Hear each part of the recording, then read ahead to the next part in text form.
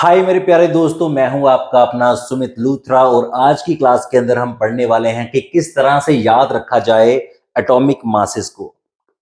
कई बार क्या होता है कि जब हम क्लासरूम में होते हैं तो बच्चे टेस्ट के दौरान या कोई न्यूमेरिकल सॉल्व कर रहे हैं या कोई प्रॉब्लम को सॉल्व कर रहे हैं, तो प्रॉब्लम को सॉल्व करते करते वो पूछ लेते हैं बीच में, सर इसका मास क्या होगा, सर इसका मास क्या, बता दीजिए हमें। कभी-कभार तो आजकल क्वेश्चन पेपर्स में दे देते हैं वो मास, ठीक है, कि सोडियम का मास 23 है, नाइट्रोजन का मास 14 है, कोई ना कोई मास वो दे देते हैं। लेकिन अगर ना दिया हो, तो आपको कैसे उसको लर्न करना है, उसकी एक ट्रिक है जो मैं आपके साथ आज शेयर करना चाहूँगा। सबसे पहले आपको जो फर्स्ट 20 एलिमेंट्स हैं, उनकी ट्रिक सिखाऊँगा। उसके बाद जो रेस्ट ऑफ द एलिमेंट्स हैं, उनकी ट्रिक के लिए एक अलग वीडियो बनाऊँगा, because otherwise you will confuse, okay?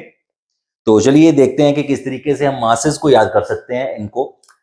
सबसे पहले हमने जो 20 एलिमेंट्स हैं उनको दो पार्ट्स में डिवाइड कर लिया है, एक इवन एटॉमिक नंबर वाले और एक ऑड एटॉमिक नंबर वाले।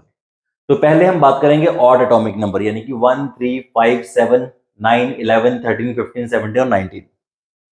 पहले 20 एलिमेंट्स में जो ऑड वाले हैं, ऑड एटॉमिक नंबर वाले, number 1 hydrogen, number 3 lithium, 5 boron, 7 nitrogen, 9 fluorine, 11 sodium, 13 aluminium, phosphorus, chlorine और पोटाशियम।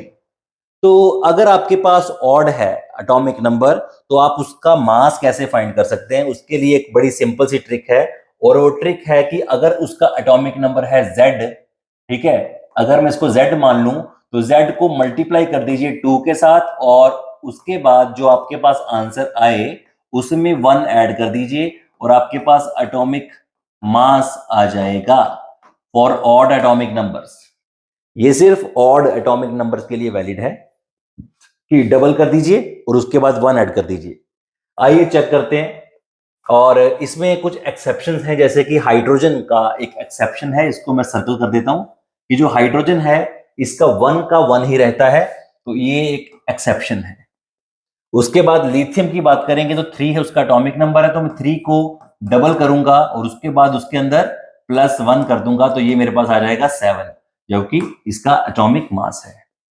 बोरोन है 5, तो 5 को डबल करूंगा और प्लस कर दूंगा 1, तो ये बन जाएगा 5 2 10, 10 + 1 11, जो कि उसका एटॉमिक मास है। इस लिस्ट के अंदर आपको दो एक्सेप्शंस देखने को मिलेंगी, जैसे कि नाइट्रोजन है, इसके केस में 7 को डबल किया जाता है और +1 नहीं किया जाता, और ये 14 है और ये एक्सेप्शन है। इसको मैंने ग्रीन कलर से पहले ही हाईलाइट किया हुआ है क्योंकि ये एक्सेप्शन है। उसके बाद फ्लोरीन है, फ्लोरीन का एटॉमिक नंबर है 9, तो मैं 9 को मल्टीप्लाई करूंगा 2 के साथ और आएगा 18, उसमें एक ऐड कर दूंगा, ये बन जाएगा 19, जो कि इसका एटॉमिक मास है। नेक्स्ट इज सोडियम, 11 मल्टीप्लाई 2 + 1, तो ये बन जाएगा हमारे पास 23। एल्यूमिनियम 13 मल्टीप्लाई 2 + 1, ये बन जाएगा 27।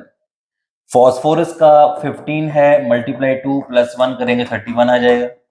उसके बाद क्लोरीन, क्लोरीन में क्या है, आपको इसका एवरेज एटॉमिक मास निकालना होता है। तो इसके केस में क्या होता है कि इसका एटॉमिक नंबर है 17, 17 को 2 से मल्टीप्लाई करेंगे बन जाएगा 34, लेकिन इस बार 1 की जगह आपको 1.5 ऐड करना है। ये नोटिसेबल चीज है, इससे आपका आ जाएगा 35.5, ठीक है, ये भी एक एक्सेप्शनल केस है। आगे सेम है, 19 मल्टीप्लाई बाय 2 + 1, ये रहेगा 39, जो कि इसका एटॉमिक मास। तो आपको जो ऑड नंबर्स हैं, एटॉमिक नंबर ऑड, उसके अंदर आपको दो एक्सेप्शंस देखने को मिलेगी। हाइड्रोजन को भूल जाओ, वो संत आदमी है, हाइड्रोजन को भूल जाओ।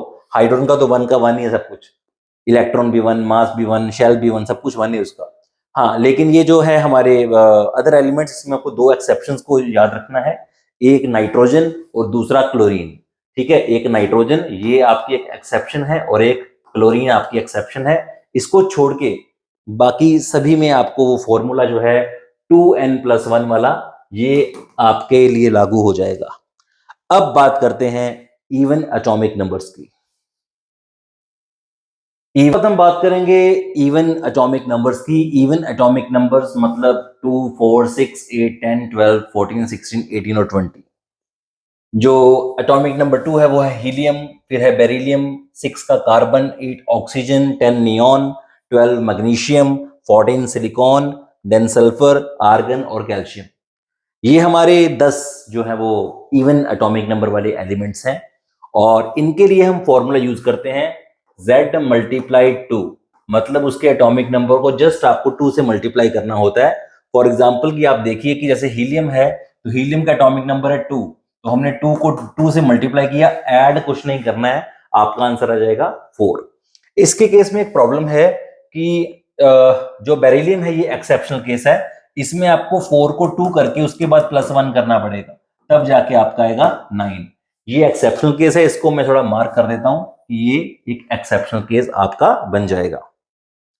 बाकी के जो हमारे एलिमेंट्स है उसमें कोई एक्सेप्शन नहीं है।